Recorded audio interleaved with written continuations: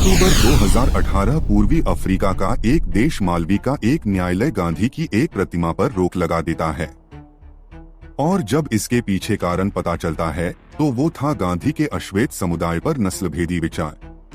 दिसंबर 2018 घाना विश्वविद्यालय की एक यूनिवर्सिटी में मोहनदास करमचंद गांधी की एक प्रतिमा को लंबे समय से चले आ रहे आंदोलन के पश्चात हटा दिया जाता है। अगर इसके पीछे का कारण देखें तो कारण वही निकलकर सामने आया, नस्लभेद का जहर।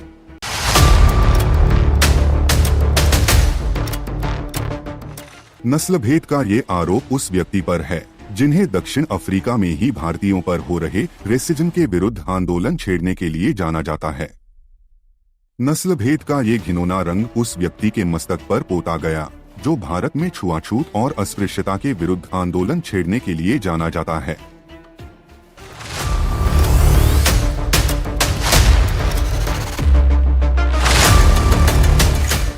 गांधी के ऊपर लगाया गया ये आरोप क्या सत्य है या फिर सत्य है कि नस्लभेद के विरुद्ध छेड़ा गया युद्ध? आज इस वीडियो में गांधी की हकीकत जानने के लिए उठाते हैं कुछ इतिहास के पन्ने।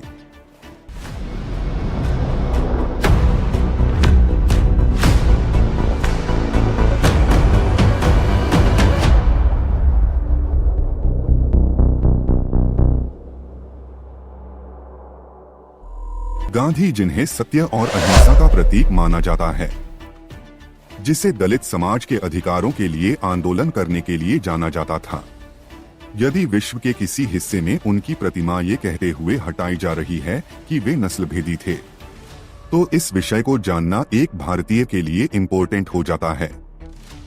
आखिर कौन से विचार थे गांधी के अश्वेत लोगों पर? ये जानने से पहले गांधी के साथ साउथ अफ्रीका में क्या हुआ था, इस विषय पर जानना पड़ेगा।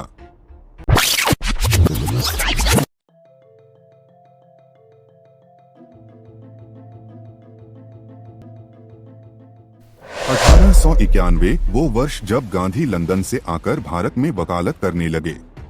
तब उनके एक साथी ने दादा अब्दुल्ला एंड कंपनी के माध्यम से दक्षिण अफ्रीका में कानूनी मामलों में सहायता के लिए 1 साल की अनुबंध पेशकश की। गांधी ने उनके इस प्रस्ताव को स्वीकार कर लिया, जिसमें दक्षिण अफ्रीका के एक शहर नटाल में प्रथम श्रेणी की यात्रा, रहने का खर्च और 105 पाउंड की फीस शामिल थी। 1893 में गांधी जब अफ्रीका के शहर नटाल पहुँचे तब उनकी उम्र केवल 24 वर्ष थी। गांधी शहर में बसने वाले पहले भारतीय नहीं थे, क्योंकि अंग्रेज भारतीयों को अनुबंधित श्रमिक बनाकर पहले से ही ला रहे थे। नेटाल में कुछ दिन रहने के बाद गांधी को भारतीयों के साथ रेसिज्म दिखने लगा था। जब गांधी दादा अब्दुल्ला के साथ कोर्ट में गए तो मजिस्ट्रेट ने उन्हें पगड़ी उतारने को कहा। गांधी ने पगड़ी उतारने से इनकार करके कोर्ट रूम से बाहर चले गए थे। ये गांधी के साथ दुर्व्यवहार की पहली घटना थी।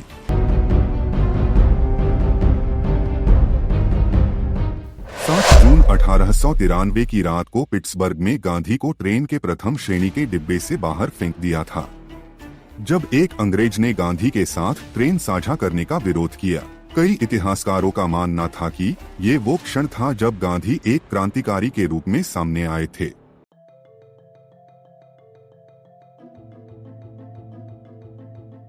गांधी को नस्लभेद का सामना अगस्त 1894 में भी करना पड़ा, जब सर्वोच्च न्यायालय में वकील के रूप में नामांकन कराया। नटाल में वे ऐसा करने वाले पहले भारतीय थे। नटाल लॉ सोसाइटी ने इसका जमकर विरोध किया।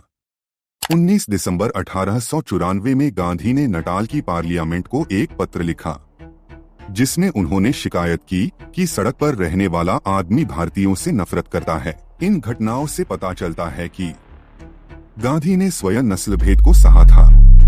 इन सभी घटनाओं ने गांधी को वर्ग विभाजन के विरुद्ध और जातीय एकता के लिए प्रेरित किया, और गांधी की इस भेदभाव के विरुद्ध आवाज ने उन्हें नायक बना दिया। मगर गांधी की इस जातीय एकता में पक्षपात का वो बीज था जिसके विरोध के स्वर आज भी अफ्रीका महाद्वीप में गूंज रहे हैं।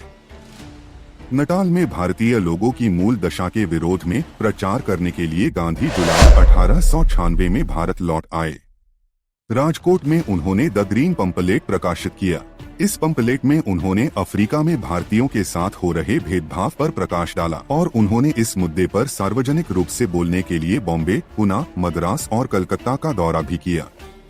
मगर गांधी की इस जातीय एकता में अफ्रीका वासियों का कोई स्थान नहीं था। 26 सितंबर 1896 को बम्बई में दिए गए एक भाषण में गांधी ने कहा कि नटाल के गोरे लोग हमें अफ्रीकी के स्तर तक गिराना चाहते हैं, जिनका व्यवसाय शिकार करना है और जिनकी एकमात्र महत्वाकांक्षा पत्नी खरीदने के लिए एक निश्चित संख्या में मवेशी इकट्ठा करना और फिर अपना पूरा जीवन नग्नता और आलस में गुजारना है।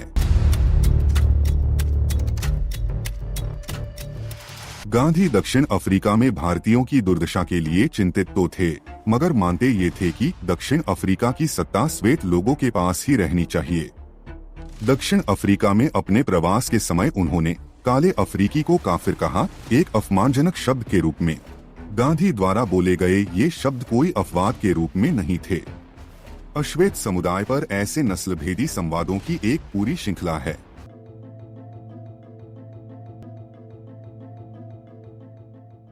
1894 में जब गांधी साउथ अफ्रीका में ही थे तो उन्होंने लिखा कि कॉलोनी में एक सामान्य भाव है कि भारतीय अफ्रीकी मूल के लोगों से श्रेष्ठ है। 1896 में द ग्रीन पंपलेट में गांधी ने यह विचार प्रकाशित किया कि भारतीयों को दक्षिण अफ्रीका में मूल निवासियों और काफिर नस्लों के समान समझा जाता है। 1899 में गांधी ने लिखा कि भारतीय रेस अफ्रीकी रेस अर्थात काफिरों से अनगिनत रूप में श्रेष्ठ है। गांधी द ग्रीन पंपलेट में लिखते हैं कि भारतीयों को डरबन में अफ्रीकियों के साथ एक ही एंट्री गेट का उपयोग करना पड़ता है और इससे उन्हें बहुत अधिक अपमान महसूस हुआ। गांधी ने अपनी इस बात की शिकायत करने के लिए अधिकारियों से याचिका दायर की। अधिकारियों ने मूल निवासियों, एशियाई और यूरोपीय लोगों के लिए 3 अलग अलग प्रवेश द्वार बना दिए।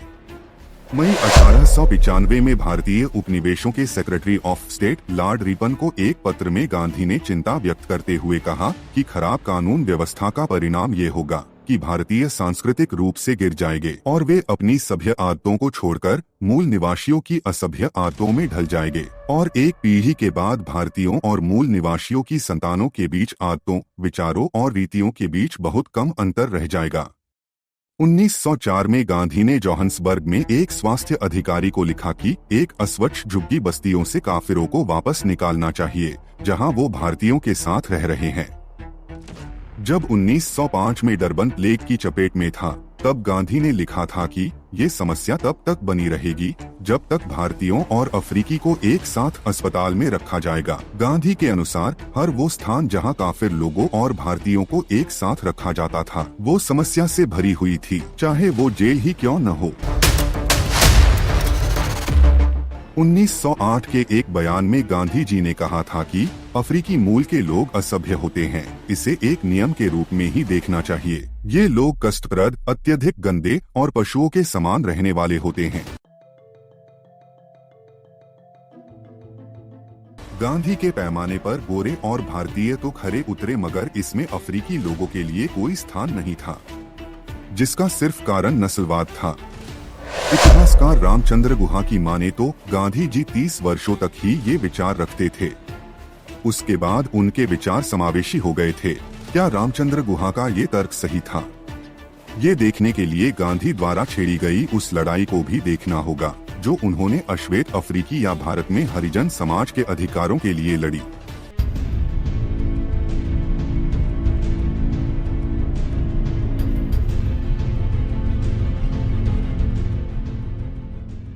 गांधी वो व्यक्तित्व जिसे भारत में निचले पायदान पर खड़े वंचित और शोषित समाज के उत्थान के लिए जाना जाता है। उसके नस्लभेदी विचार किसी अन्य देश में कुचले वंचित समाज पर हैरान करते हैं, परंतु इन्हीं गांधी को आप अश्वेत लोगों के अधिकारों के लिए बात करते देखते हैं तो मस्तिष्क पर ब्रह्मा का वो मायाजाल बन जाता है जो गांधी के वास्तविक विचार तक पहुँचने ही नहीं देता। 1894 में द वॉइस ऑफ नटाल में गांधी ने लिखा कि योग्य अफ्रीकी लोगों के मतों के अधिकार को भारतीय के समान सम्मान की दृष्टि से देखना चाहिए, क्योंकि अगर ठीक इससे उलट होगा तो भारतीयों को कभी अच्छा नहीं लगेगा।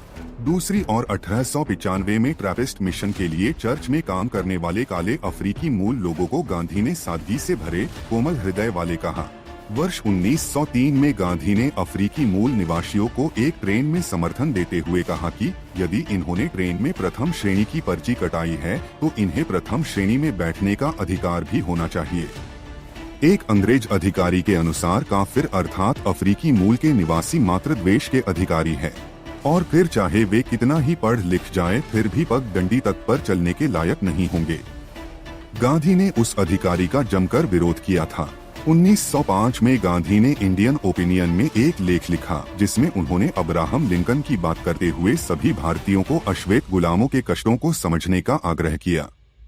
कारावास में बंद कैदियों को अंग्रेजों ने 4 वर्गों में बांटा हुआ था, श्वेत, मिश्रित, भारतीय और अश्वेत यानी काफिर, जिसमें श्वेत और मिश्रित कैदियों से जब भी कोई श्रम करवाया जाता तो उन्हें कुछ पारिश्रमिक मिलता, वही भारतीयों और अश्वेतों को श्रम के बदले कुछ नहीं दिया जाता। गांधी ने इस विषय पर अपनी कलम से आग उगली। 1910 में लॉर्ड सेलबोर्न ने श्वेत अफसरों को चेताया, यदि वो सावधान नहीं रहे तो अश्वेत लोगों में से कई नेता खड़े हो जाएंगे, भविष्य में एक बड़ी समस्या का रूप ले लेगा। परंतु गांधी लॉर्ड सेलबोर्न की इस बात का विरोध करते हैं और कहते हैं कि मूल निवासियों में से जितने नेता खड़े होंगे उतना अच्छा होगा। 1910 में गांधी लिखते हैं कि काफिरों यानी कि अश्वेतों को कितनी यातनाएं सहनी पड़ती है। एक और गांधी अश्वेत की पीड़ा समझ रहे थे, दूसरी ओर उसी अश्वेत समुदाय को नीचा समझ रहे थे। आखिर वास्तविक गांधी कौन थे?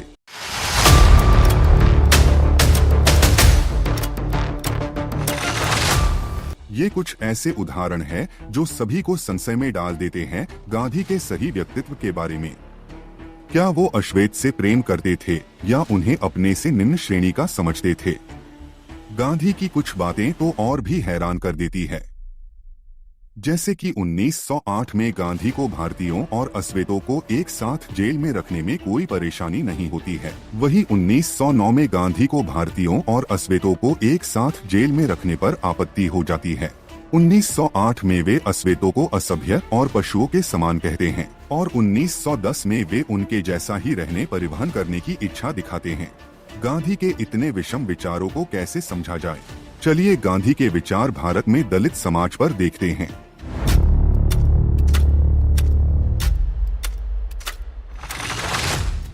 एक ओर गांधी अश्वेतों को निम्न स्तर का देख रहे थे, दूसरी ओर अश्वेतों के अधिकारों के लिए लड़ते या लिखते हुए प्रतीत हो रहे थे। क्या गांधी का ये व्यवहार सिर्फ अश्वेतों के लिए था या फिर उन्होंने भारत में दलितों के साथ भी यही व्यवहार दिखाया? विश्व गांधी को दलित उत्थान के लिए कार्य करने वाला एक महात्मा मानता है।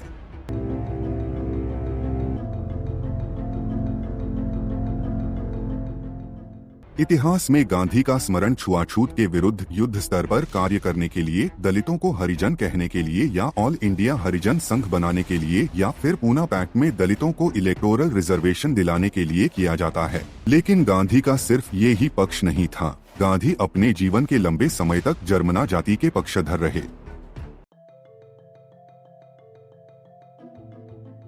जर्माना जाति मतलब उसके जन्म से निर्धारित होती है।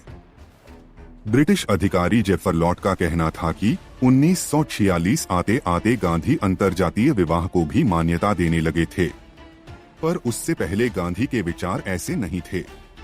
गांधी ने अपनी पत्रिका हरिजन में 28 नवंबर 1936 को एक आर्टिकल लिखा जिसका टाइटल था द आइडियल भंगी। आज जिस शब्द को बोलने भर से भयंकर कंट्रोवर्सी हो सकती है, उसके ऊपर गांधी जी ने पूरा आर्टिकल लिखा था और बताया ये था कि इस समाज के लोगों को कैसा होना चाहिए या किस प्रकार से काम करना चाहिए।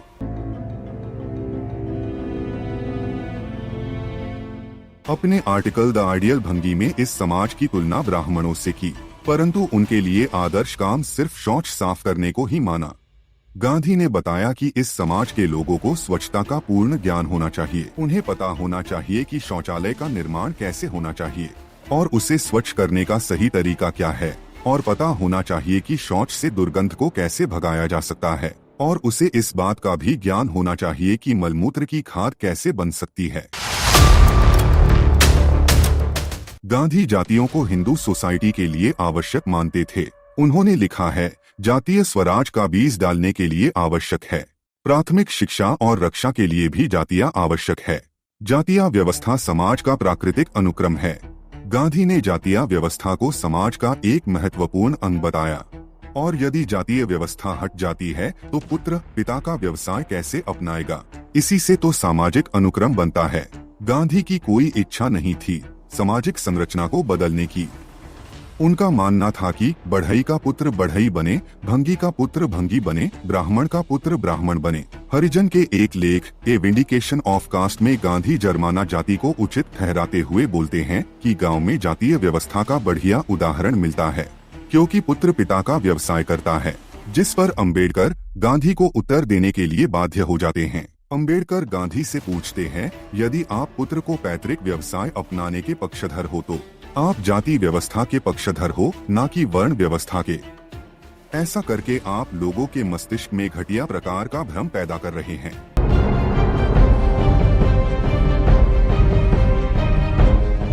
अंबेडकर के द्वारा उठाए गए प्रश्नों के उत्तर में गांधी ये कहते थे कि वे जातीय व्यवस्था में नहीं मानते, वे वर्ण व्यवस्था में मानते हैं। छोटी छोटी सभी जातियों को मिलकर एक बड़ा वर्ग बना लेना चाहिए जिसे एक वर्ण माना जाए और उनके जन्म के आधार पर वे अपने अपने व्यवसाय को चुने।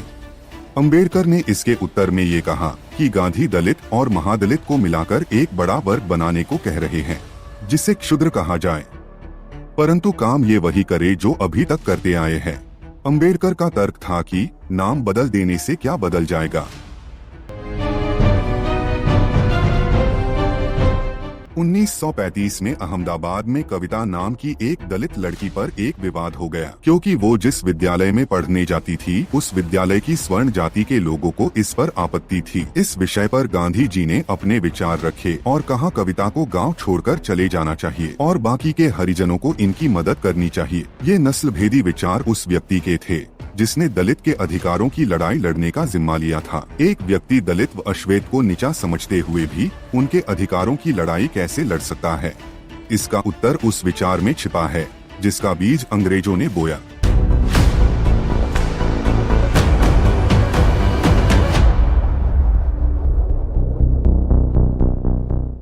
अंग्रेजों के अनुसार भारत पर कभी आर्यन नस्लों ने आक्रमण किया था और फिर भारत में ही बस गए थे। सन 1886 में दादा भाई नौरोजी ने ब्रिटेन संसद का चुनाव लड़ा और उनका शारीरिक रंग और नस्ल लंदन में चर्चा का विषय बन गया। कई अखबारों ने लेख लिखे। मैनचेस्टर गार्जियन ने जोर देकर कहा कि दादा भाई नौरोजी पारसी थे। आर्य जाति के भारत में प्रवेश करने वाली आर्य जातियां जो अपने गोरे रंग पर गर्व करती थी। गांधी 1888 से 1891 के बीच लंदन में थे और नौरोजी के साथ संपर्क में थे। आर्य एक ऊंची नस्ल है इसमें विश्वास रखते थे और उनका जोर आर्यन ब्रोदरहुड पर भी था जिसका अर्थ ये था कि श्वेत लोग और भारत के स्वर्ण इनका भाईचारा है। गांधी इस विचार को दक्षिण अफ्रीका तक लेकर गए।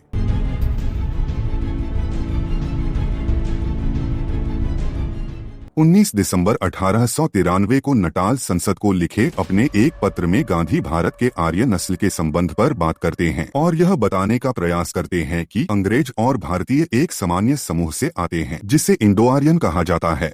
लोग अपने खेत में काम करने वाले मजदूर को धन, भोजन और उसके श्रम का अधिकार देते हैं, परंतु उसे जमींदार नहीं समझते।